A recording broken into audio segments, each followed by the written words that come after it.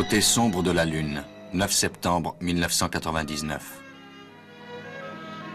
Dépôt de déchets nucléaires, secteur 2.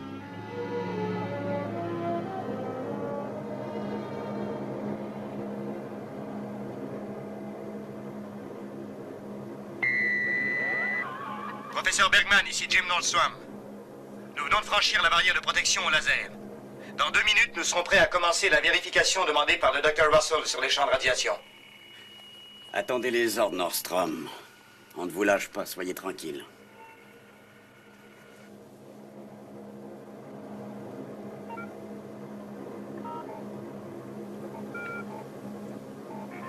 Aigle Noir 3 à base 2, vérification dépôt, ici le Dr Russell. Nous écoutons, docteur. Quand aurez-vous terminé le déchargement? On est en train de s'occuper des derniers contenants. On peut finir dans 10 minutes environ.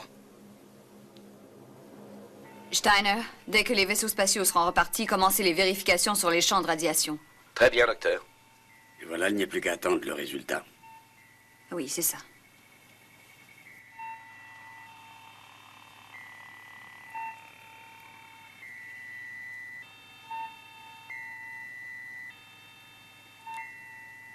Leur activité cérébrale est normale jusqu'à présent. Oui, jusqu'à présent. Ici Aigle 2, nous amorçons la descente. Nous serons à la base à l'heure prévue. Ici base lunaire Alpha, bien reçu Aigle 2. Commandant Koenig, nous nous poserons à Alpha à 23h35 heure lunaire. Un café, commandant? Merci. Commandant Koenig, nous recevons une transmission spéciale de la Terre. Oui, je prends. Ah, John. Bon, votre nomination est approuvée. La commission spatiale a ratifié votre nomination au poste de commandant de la base lunaire Alpha. Bon, et pour le commandant Gorski? Eh bien, je viens de le relever de ses fonctions il y a 1 heure. Mais ne vous en préoccupez pas. Votre travail consiste à amener des hommes sur Méta. On a de nouveaux renseignements? Oui, ça devrait vous plaire, regardez. La première prise de vue en plan rapproché de la planète Méta. Prise de l'espace et grossie 9 fois. On distingue nettement son atmosphère. Et il n'y a pas que cela. Le même vol d'exploration nous a fourni des renseignements incontestables. Il ne fait aucun doute que l'atmosphère de la planète Méta est propice à une forme de vie. Nous en avons la certitude, mais ce qu'il faut, c'est mettre tout en œuvre. Pour combattre le virus qui atteint les astronautes de Méta, on ne peut envisager d'être arrêté par cela. Nous devons absolument atterrir sur Méta. Rien ne doit nous en empêcher. À vous de jouer. Bonne chance. On a des images extraordinaires de la plateforme de lancement pour le vol d'exploration sur Méta, commandant. Regardez bien, je vous les envoie. Ça, c'est le vaisseau qui revient maintenant.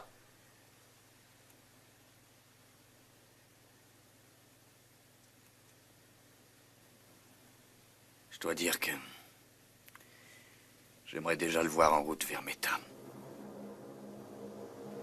Bon, on a fait le tour, professeur. Tout est vérifié. Il n'y a absolument aucune perte de radiation. Nous rentrons. C'est ça, rentrez, Steiner. On vous attend.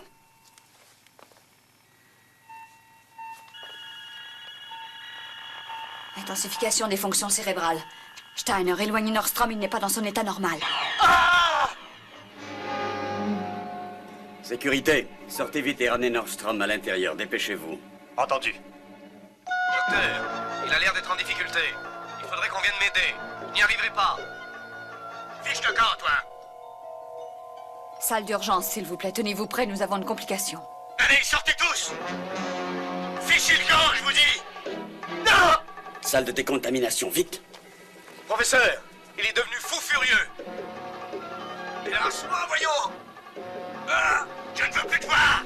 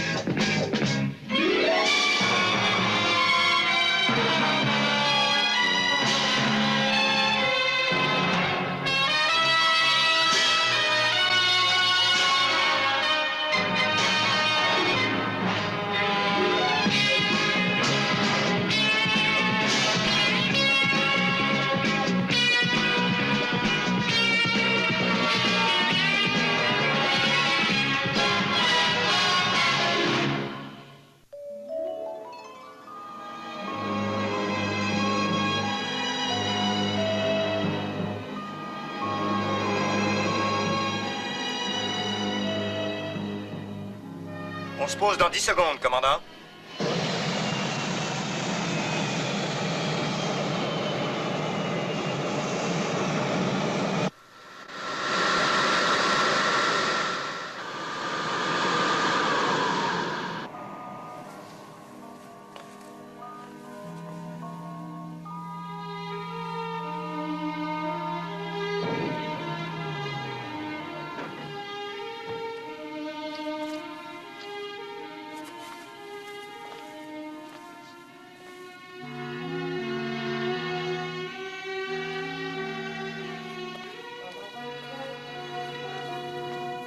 Bonjour, John. Bienvenue sur la Lune. Bonjour, Victor. Encore ici? Eh oui, tenez. J'ai bien fait de rester, je crois. La situation est beaucoup plus sérieuse que vous ne pouviez le penser, je le crains. Que voulez-vous dire? On meurt beaucoup ici depuis quelque temps. Quoi, le fameux virus? Si l'explication vous suffit.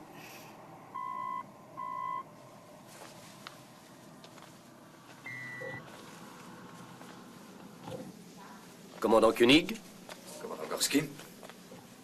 je crois que nous sommes deux à connaître la situation.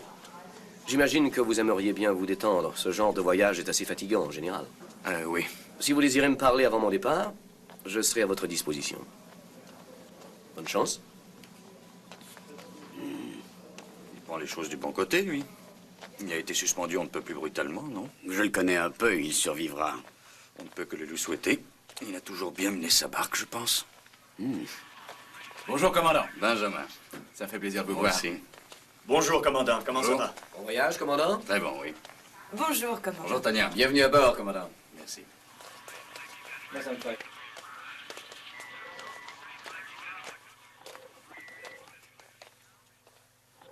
Je vous écoute. Pas de virus. Alors, qu'est-ce que c'est?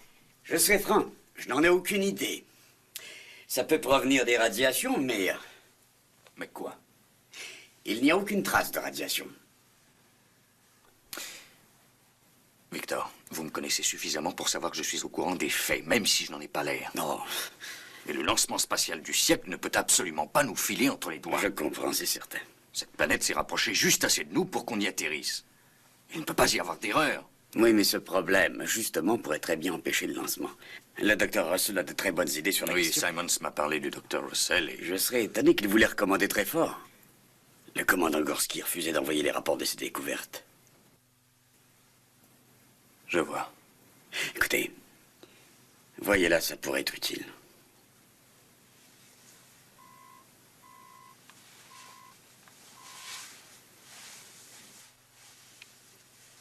Oui? Docteur Russell?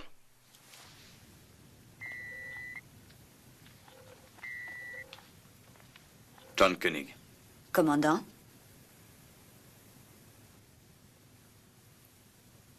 Il vous appartient? Oui? Il date de 1887, hein? Il a appartenu à Pasteur et à Marie Curie, n'est-ce pas? Ce n'est qu'une réplique. C'est une récompense pour des travaux à l'université. Docteur, avez-vous réussi à guérir quelques hommes, à les débarrasser du virus? Ce n'est pas un virus. Les lésions cérébrales dont ils sont atteints sont d'origine inconnue. Leur état est très critique. Il n'y a rien à faire, si je comprends bien.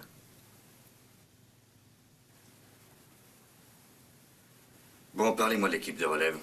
Sont-ils en bonne condition physique, au moins?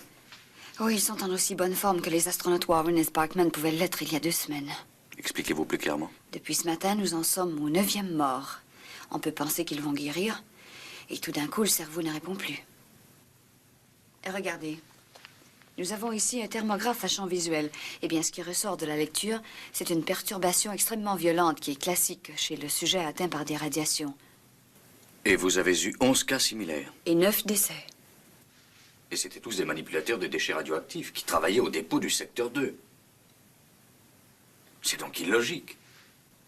Ceux qui n'ont jamais mis les pieds dans ce secteur sont les astronautes. Je le sais, oui. Mais il y a plus illogique encore. On ne trouve aucune trace de radiation dans le fameux secteur 2. L'élément cohérent et le seul, c'est que les 2 hommes de l'équipe de relève ont eu le même mode de vie, ont été soumis au même test de fonction psychomotrice pendant tout l'entraînement. Vous voulez dire que le programme Méta devrait être annulé? Ce que je veux dire, c'est que médicalement parlant, l'équipe de relève est prête. Mais je dois ajouter, parce que nous marchons à l'aveuglette, que je ne garantis rien et que ces hommes peuvent être atteints dans 2 jours ou dans 2 mois. J'en suis extrêmement consciente. En termes clairs, médicalement parlant, le vol est inadmissible. L'expérience est très risquée. Et c'est à vous de juger. À vous seul.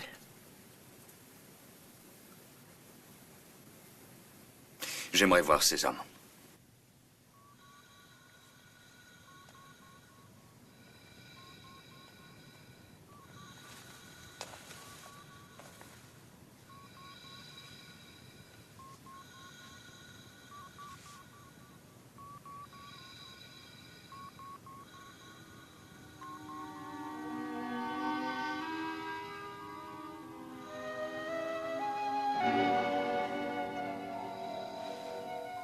Eric?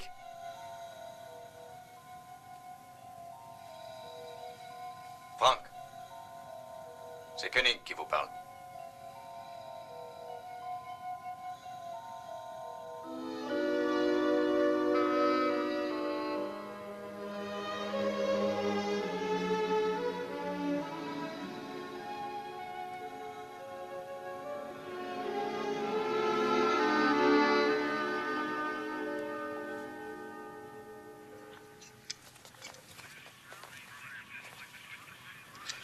Oui, c'est excellent, ça. Combien de temps ça vous prendra? 1 semaine environ. Carter? Ah, commandant. Heureux d'être arrivé? Très heureux. Elle est prête à s'envoler? Dès que vous en donnerez l'ordre, on commencera le compte à rebours. Mais attention, chaque heure qui passe diminue nos chances de succès. En combien de jours l'équipe de relève peut être prête? Oh, 7 jours? L'équipe de relève?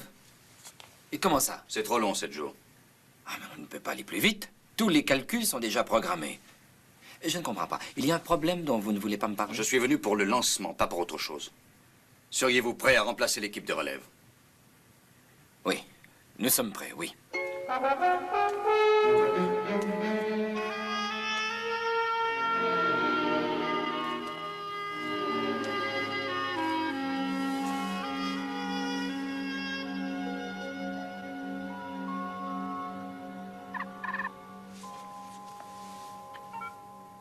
Ah, John.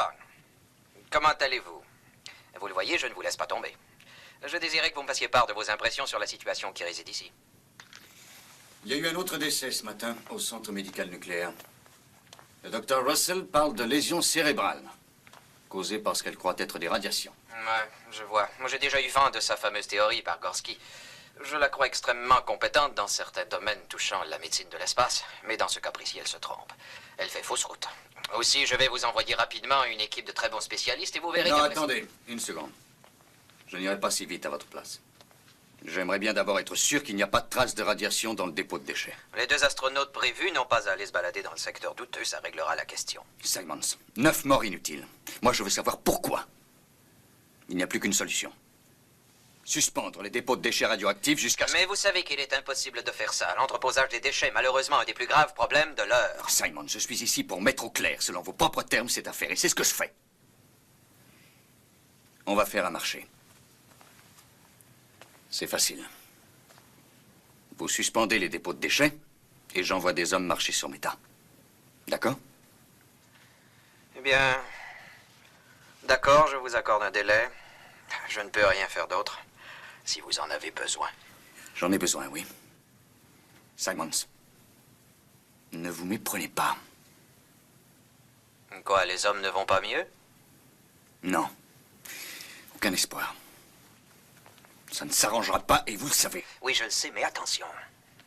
Nous devons absolument régler cette affaire, John. Nous le devons.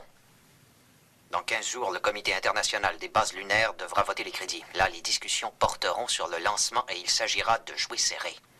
Mais si un mot ou un seul signe de défaillance leur vient aux oreilles, ils abandonneront pour toujours notre magnifique projet. Je vous en conjure, n'oubliez pas ça.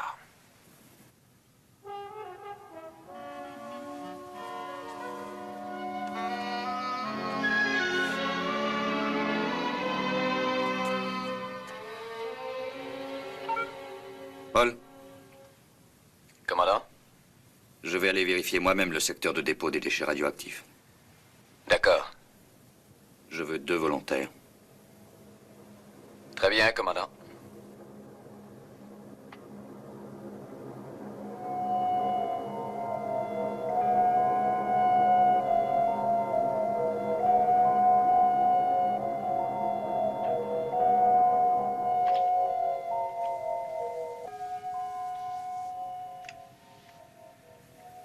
Ça, c'est le secteur 1.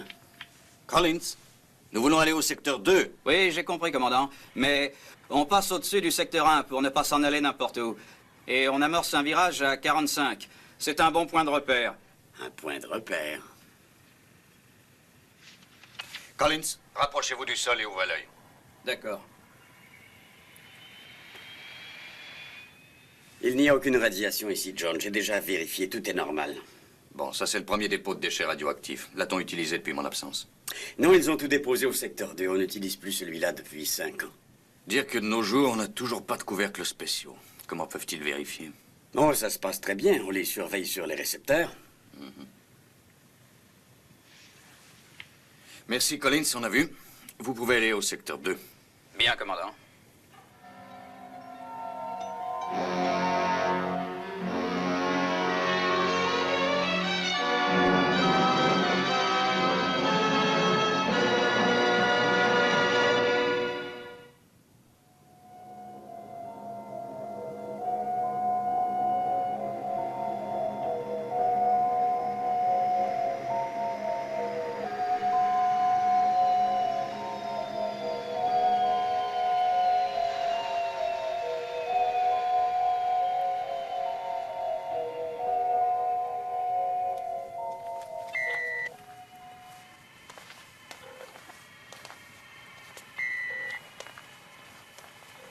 On vous suit, allez-y.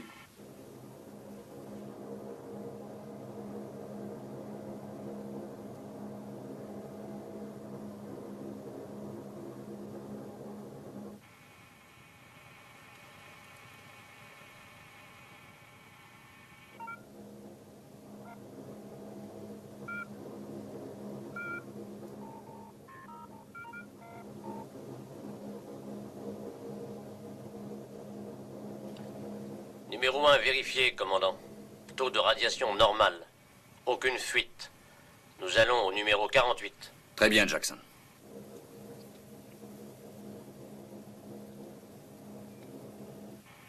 Ça semble correct. Oui, jusqu'à présent.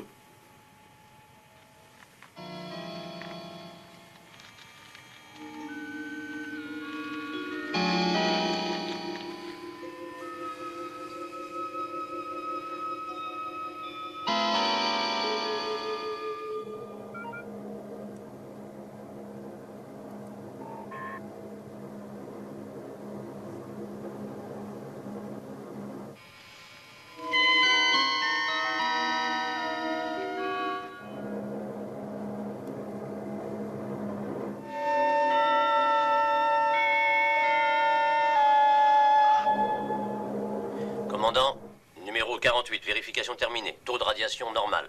Aucune fuite. Tout va bien. Nous rentrons au poste. Merci, Jackson. Ça va. Et ne prenez pas le chemin des écoliers.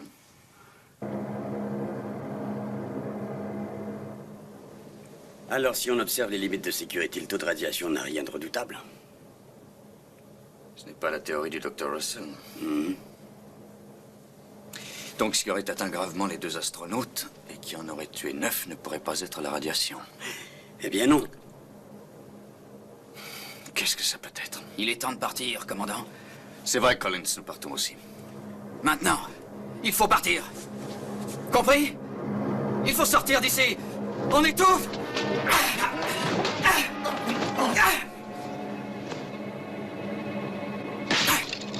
Ne faites pas ça, vous allez tous nous tuer!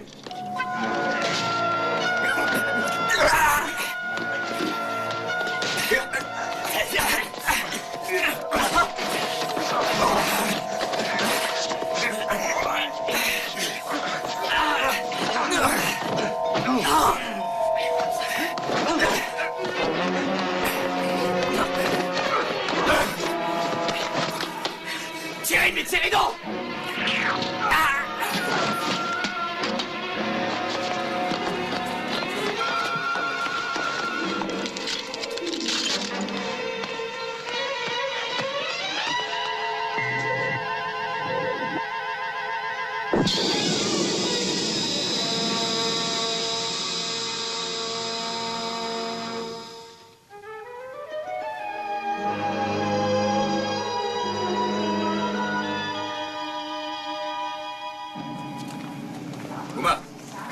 qu'on intercepte toutes les informations concernant les vols d'entraînement des astronautes. J'aimerais qu'on les compare aux navettes effectuées par Collins. Il faut trouver une corrélation quelconque.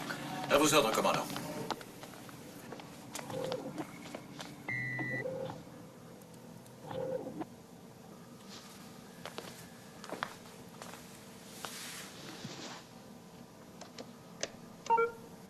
Dr. Russell?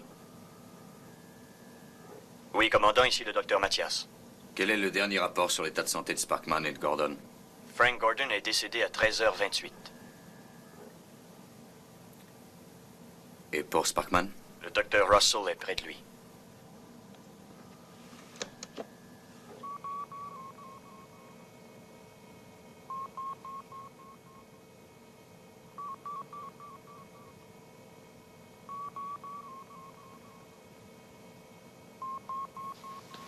Ordinateur. Vérification du dernier rapport. Phase 5. Mutation complétée. Activité cérébrale interrompue. Apparence de vie provoquée par branchement sur appareil de vie artificielle. Conclusion. Astronaute Eric Sparkman décédé.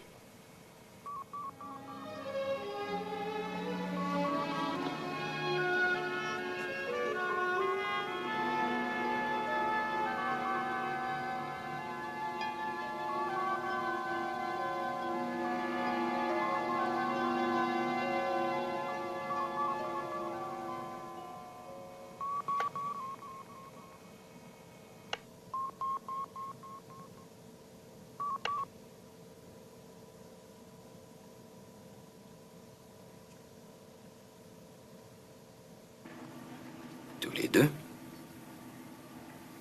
C'est fini? Mais... de quoi? On m'a raconté que... On vous a raconté des histoires. Nous ne savons toujours pas ce qu'il en est. Mais le haut commandement vous demande de penser que notre ignorance n'est que temporaire. Et on ne part plus sur Méta? Non, on ne part plus. Avant d'essayer d'aller plus loin, je veux savoir le pourquoi et le comment des choses. Ce qu'il faut bien comprendre, c'est que la vie est concevable sur la planète Méta. Nous en sommes absolument certains. Oui, mais les problèmes que nous rencontrons peuvent avoir une incidence sur le vol expérimental. Nous devons absolument envoyer des hommes sur Méta. Rien ne doit nous arrêter. Rien. Je ne peux vraiment pas vous garantir que dans 3 jours ou dans 3 mois, ces hommes n'auront aucune réaction négative. Et votre mission est de vous poser sur Méta. Un pas de géant pour l'humanité. Ça ressemble malheureusement à un faux pas dans l'obscurité. Voici un film qui a été pris de l'Aigle sur lequel Eric Sparkman et Frank Gordon ont effectué leur dernier vol d'entraînement. Les images sont parfaites, mais à un moment donné, il y a une espèce de blanc de 2 minutes. Tenez, c'est ça. Et tout à coup, on a à nouveau une réception parfaite. Dans quel secteur était-il à ce moment-là? Aux environs du point Delta. C'est facile à contrôler.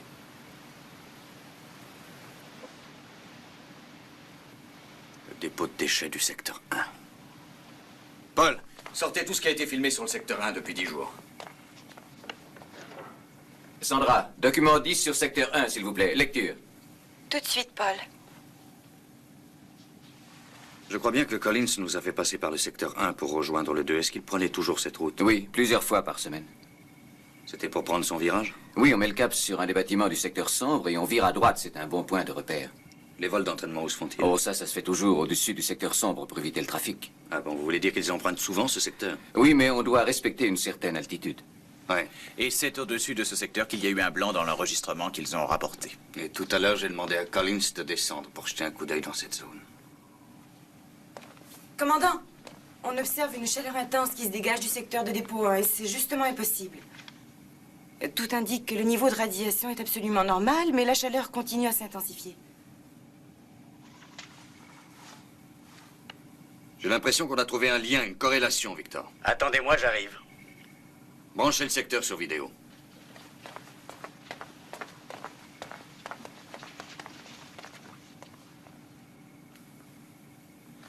Vous voyez, la chaleur est intense et toujours aucune trace de radioactivité. Ce n'est pas croyable.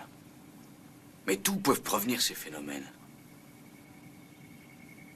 Alors, faites voir le profil.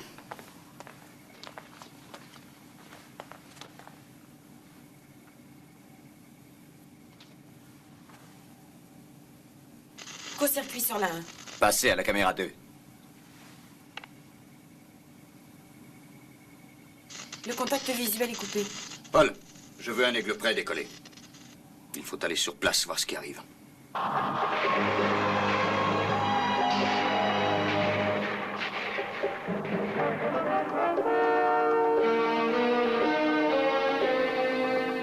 J'approche du secteur 1. Vérifiez le système de repérage. Système de repérage 10 sur 10, commandant.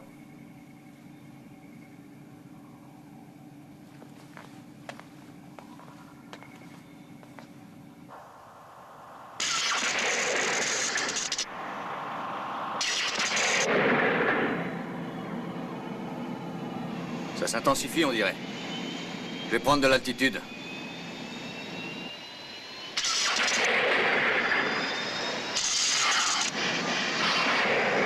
J'ai l'impression de perdre le contrôle. Vous avez toujours le repérage?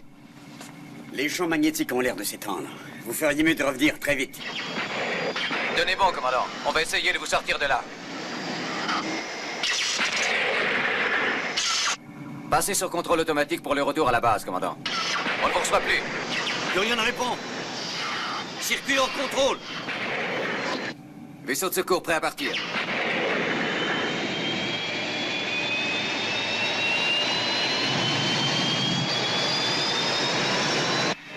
Ici 49. Tout le secteur est en feu. Nous allons procéder au sauvetage. Je réduis la vitesse, commandant.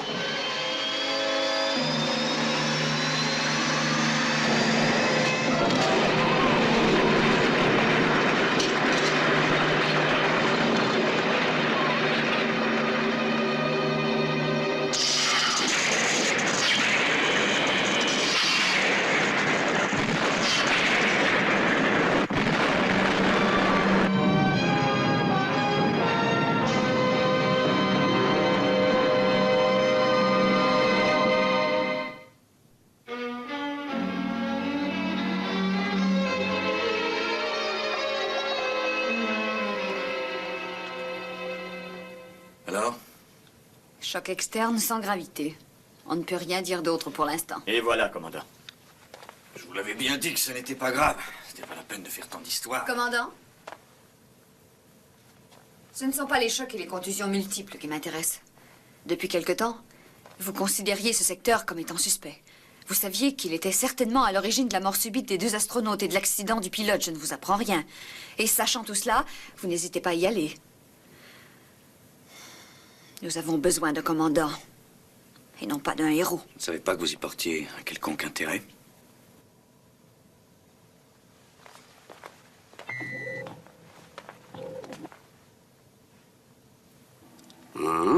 Regardez cela. C'est un système de contrôle provenant du secteur 1. On l'utilisait pour enregistrer la puissance réelle de magnétisme du système artificiel de gravité de la planète. Depuis qu'on a fermé le secteur 1, on n'a rien enregistré pendant 5 ans. Mais regardez-le. Mais oui, les champs magnétiques ont augmenté de 20 fois. Et c'est avant de brûler, ça. On était obsédés par le phénomène radioactif. Nous avions tort. C'est cet instrument qui m'a mis sur la voie. Nous avons affaire à un phénomène nouveau, dont l'origine semblerait être le dépôt de déchets radioactifs du secteur 1. Je pense que l'énergie magnétique contenue se déchaîne brusquement.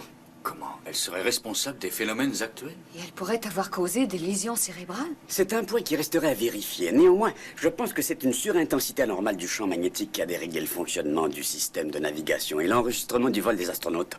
Sparkman et Gordon ont survolé le secteur tous les jours. Ainsi que Collins en faisant la navette.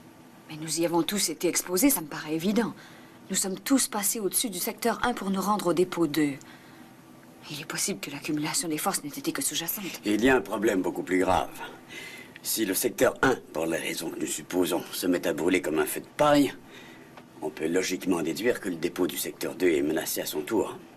Comment peut-on le savoir? Il faut évaluer l'étendue des champs magnétiques en surface. Si vous envoyez des hommes en surface, je ne réponds pas de leur survie dans ces conditions. Je vous comprends. Nous allons équiper un aigle qui pourra effectuer tous les contrôles. Sans pilote pour cette fois.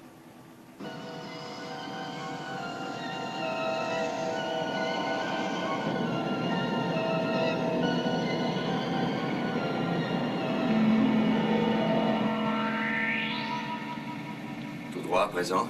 Ralentissez. Oui, toujours tout droit. Bon. Oui, maintenez-le comme ça, Paul.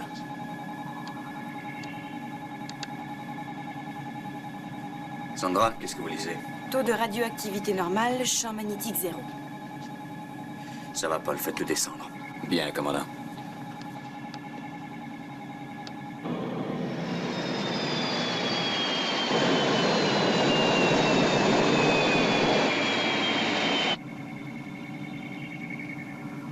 Continuez.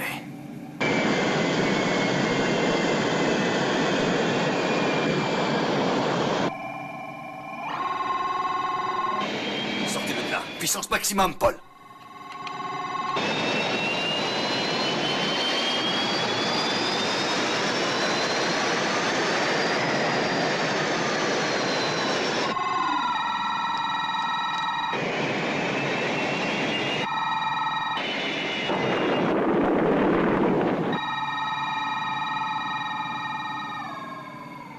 Ce sont des ondes.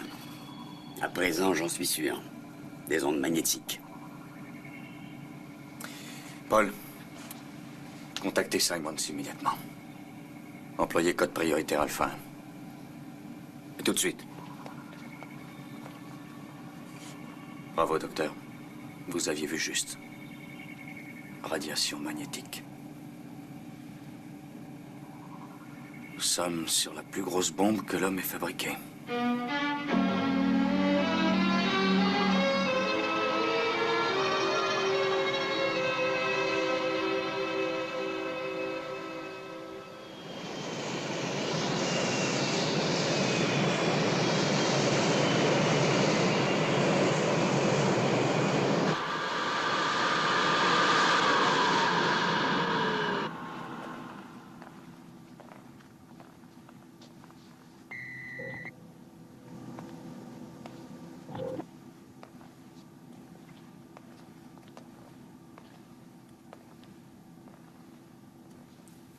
Bonjour, monsieur. Commandant.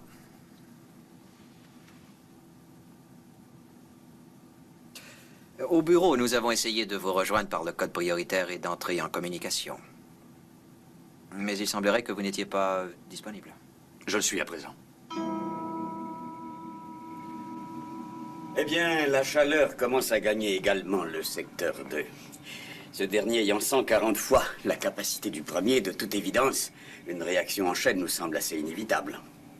Et que se passerait-il s'il venait à brûler tout seul comme le secteur 1? Simons, vous n'avez pas l'air de saisir. Nous sommes au sommet ici, figurez-vous. Si ça brûle, tout brûle. Alors que faut-il faire? Le mieux serait de prendre chaque pile à part et puis après nous détruirions la masse. Une fois la masse dispersée dans le vide, nous serions sauvés. D'accord. Eh bien, faites ça, oui. Évidemment, nous disposons d'un temps limité.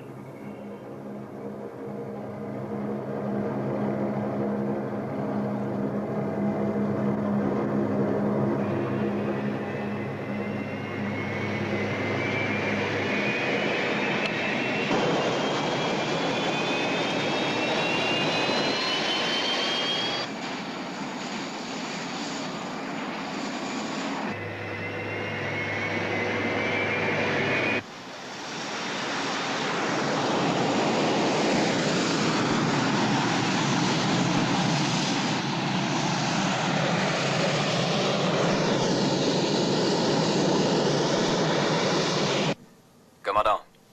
Oui, Paul? L'équipement des premiers aigles est terminé. Ils sont déjà en vol vers le secteur. D'accord, Paul, c'est parfait.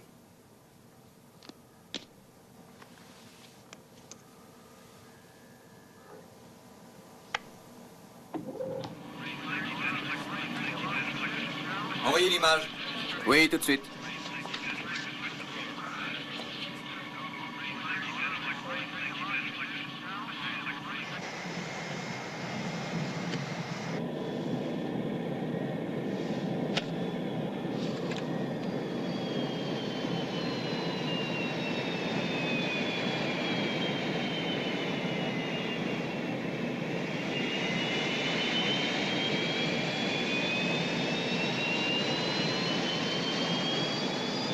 Alpha, ici, Aigle 4. Le système de contrôle navigation commence à se brouiller. Nous remontons.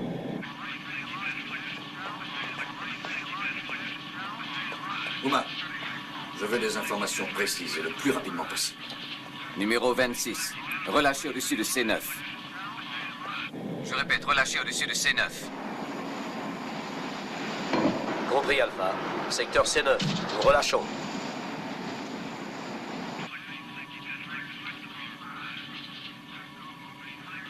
Alors? On a des problèmes avec le contrôle navigation sur le vaisseau. Les pilotes les ramènent à la base. Les champs magnétiques semblent vouloir se répandre. Dites-leur de prendre de l'altitude. D'accord. Base Alpha, tous les aigles, prenez de l'altitude. Il y a des vaisseaux disponibles? Non, il n'en reste plus, commandant. Prenez celui de Simon, c'est foncé en orbite. Faites un rapport sur ce que vous voyez de là-haut. D'accord. Du nouveau? La chaleur fait que le champ magnétique varie, il fluctue beaucoup. Et j'avoue que c'est ce qui m'ennuie.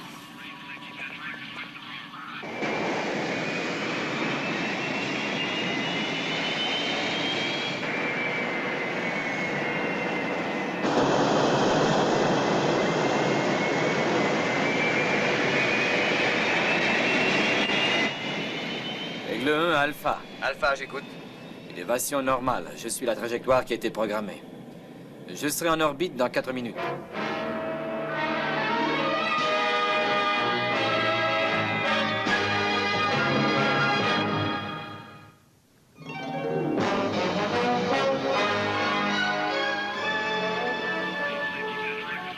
Les niveaux ont l'air de se maintenir. Croyez-vous que nous contrôlons la situation? Il est encore trop tôt pour le dire. En tout cas, tout cela ne m'a pas l'air trop alarmant. Bien joué. Il va falloir que je fasse parvenir un communiqué sur la situation.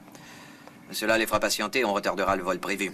Voyez-vous, John? Il y a des hommes qui risquent leur vie pour prévenir une catastrophe, un désastre. Réveillez-vous, Simons. Je vous jure que si tout ça tourne mal, il n'y aura personne pour envoyer un communiqué. Il n'y en a pas un de nous qui survivra. Commandant, le niveau monte.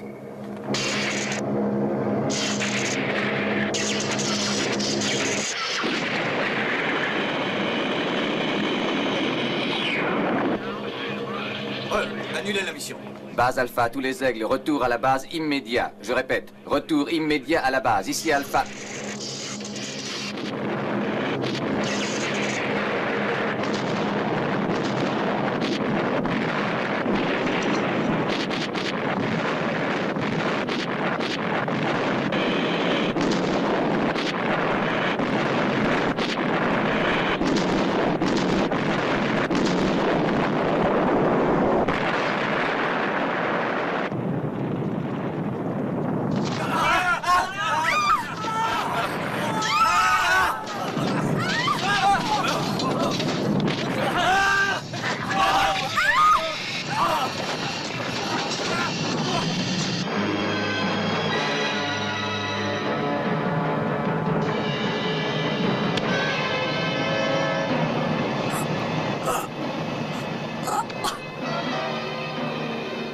Je ne peux plus bouger. La gravité est modifiée. On ne peut plus rien faire d'autre. Il faut patienter.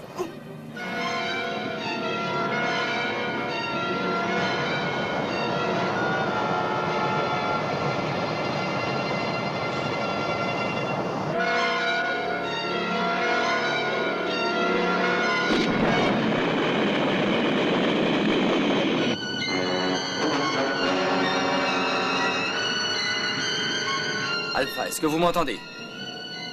Alpha, ici Carter, répondez.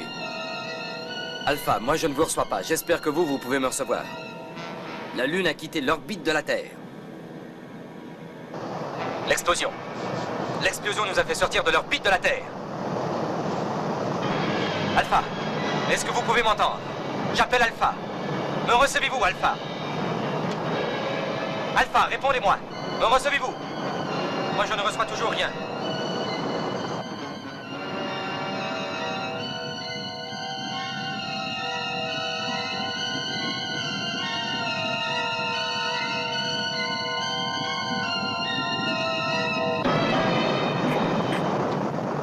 Alpha. Alpha, que se passe-t-il à la base? Nous avons perdu le contact. Alpha, est-ce que vous m'entendez? J'ai branché tous les canaux de communication. Si tout va bien, envoyez un signal radio.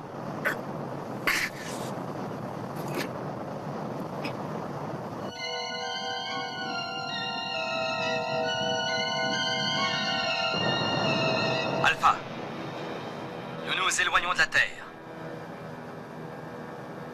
Me recevez-vous, Alpha? Alpha! Carter, Al, répondez. Commandant, vous êtes en vie, Dieu soit loué. Mais que se passe-t-il sur Alpha? La force de gravitation a été modifiée. Nous pouvons à peine bouger. Attendez, il me semble que nous subissions une décélération.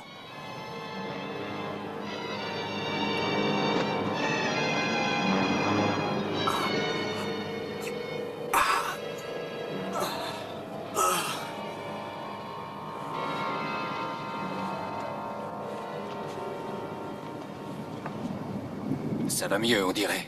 On est au-dessous de G3. On va compenser. Ce qu'il y a eu, c'est que toute la base a joué le rôle d'un gigantesque moteur de fusée. Et nous avons quitté notre orbite. Mais si la fission finit par s'arrêter, eh bien, tout devrait redevenir normal, je pense. Et Carter pourra nous rejoindre. Carter, me recevez-vous? Oh oui, je vous reçois, clair et net. Pouvez-vous revenir à la base? Oui. Oui, je peux. Je me suis beaucoup rapproché. Oui, certainement. Bravo, capitaine. Contrôlez toute la base. Poste de commandement. Nous attendons un rapport. Ici, section de sécurité. Nous avons établi le contact son. Contact vidéo nul. Ici, section d'entretien. Tout est arrêté chez nous. Nous envoyons l'énergie par générateur de secours. Ici Mathias, centre médical. Décompression suivie d'explosion dans 2 compartiments. Avons réussi à les isoler sans danger. Service d'urgence fonctionne, nous pouvons accepter les blessés. Gloria, occupez-vous-en, voulez-vous?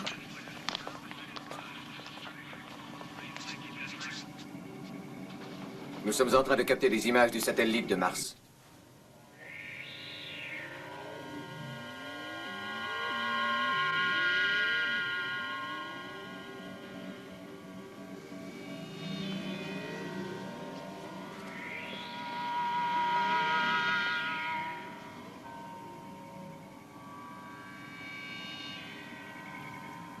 Est-ce que nous pourrons revenir sur la Terre? Uma, le temps est précieux, dépêchez-vous. Interrogez l'ordinateur sur l'opération Exodus. Oui, monsieur. Passez sur grand écran, Paul. Cela nous concerne tous, je crois. Opération de secours Exodus. Facteur indéterminé. 1. Trajectoire de la Lune inconnue. 2. Modification constante des forces G dues à l'éloignement de la Terre. 3. Information insuffisante pour programmer plan de vol. Tous les éléments prévus par programmation pour opération Exodus sont inapplicables. Information disponible insuffisante dans les circonstances qui prévalent. Décision humaine requise.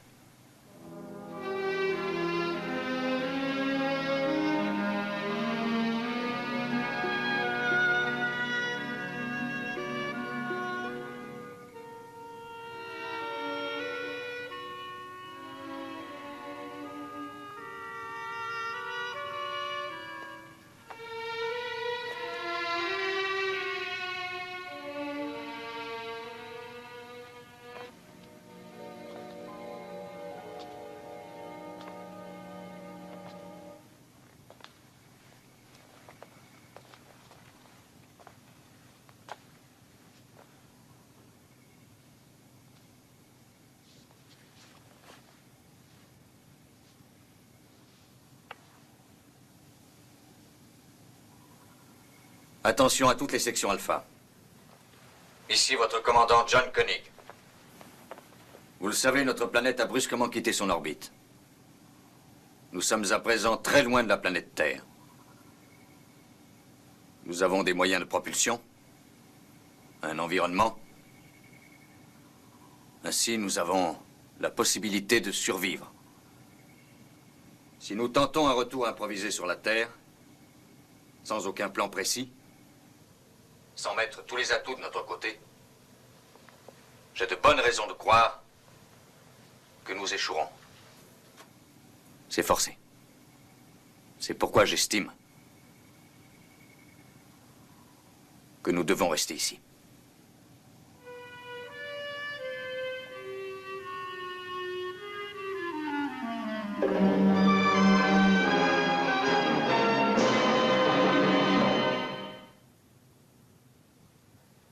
L'explosion tout à fait inattendue qui a eu lieu à la surface de la Lune a occasionné la nuit dernière de sérieuses répercussions sur la Terre.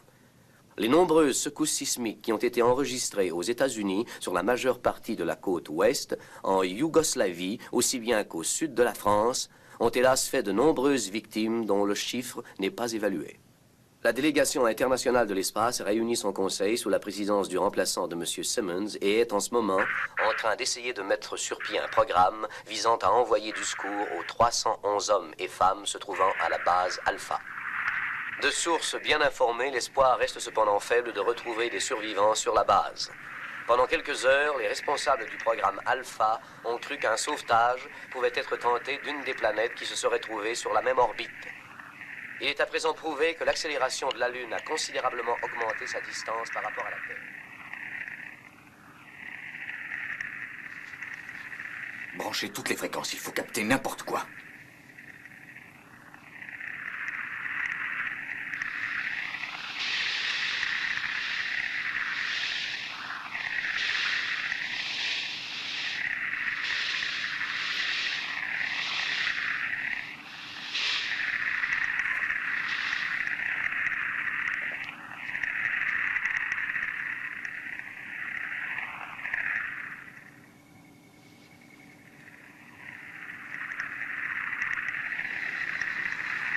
Tenez celle-là.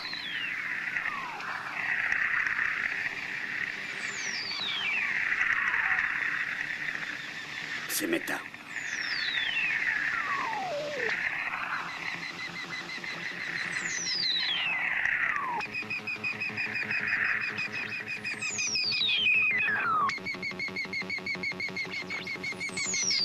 Nous pourrons peut-être vivre un jour là-haut.